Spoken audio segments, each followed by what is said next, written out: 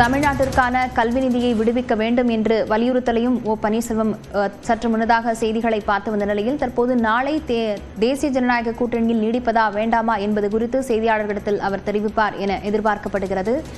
தொடர்ச்சியாக முன்னதாக பிரதமர் நரேந்திர மோடி வந்திருந்த போது கூட ஓ பன்னீர்செல்வத்தை சந்திக்க நேரம் வழங்கப்படவில்லை. சுபாஷ், இதுவும் அந்த அவரது ஆதரவாளர்கள் மத்தியில் என்ன விதமான கருத்துக்களை முன்வைத்திருக்கிறது என்ற செய்திகளையும் நாம் பார்க்க வேண்டியிருக்கிறது.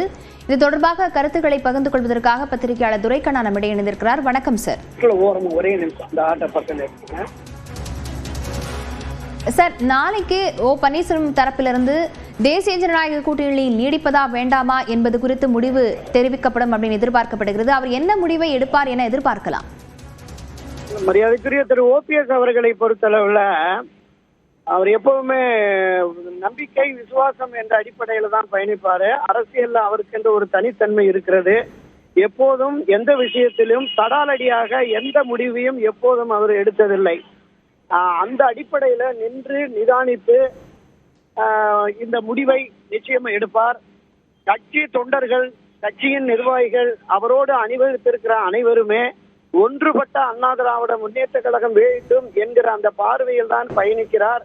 அந்த அடிப்படையில் தான் திரு ஓபிஎஸ் அவர்களுடைய முடிவும் செயல்பாடும் இருக்கும். தனி கட்சி என்பதோ அல்லது யாரோடு கூட்டணி என்பதோ எந்த விதமான முடிவை எடுப்பார் என்பது நிச்சயமா இன்னும் 1-2 நாட்களில் தெரிந்துவிடும். மத்திய அரசை நடத்துகிற பாரதிய ஜனதா கட்சியோடு அவருக்கு ஒரு மிக நெருக்கமான உறவு இருந்தது. தொடர்ந்து அவர்கள் புறக்கணிக்கிறார்கள் என்கிற நிலை வந்தபோது ஒரு மாற்று முடிவை எடுக்க வேண்டிய நிர்பந்தத்தை பாரதிய ஜனதா கட்சி ஏற்படுத்திவிட்டது. ஒன்றிணைவோம் ஒருங்கிணைவோம் என்கிற அந்த கருத்தாக்கத்திற்கு திரு எடப்பாடி பழனிசாமியும் உடன்படவில்லை. எனவே இந்த சூழலில் என்ன விதமான முடிவை எடுக்க போகிறார் என்பது ஒரு மிகப்பெரிய கேள்வியாகத்தான் இருக்கிறது. சகோதரி,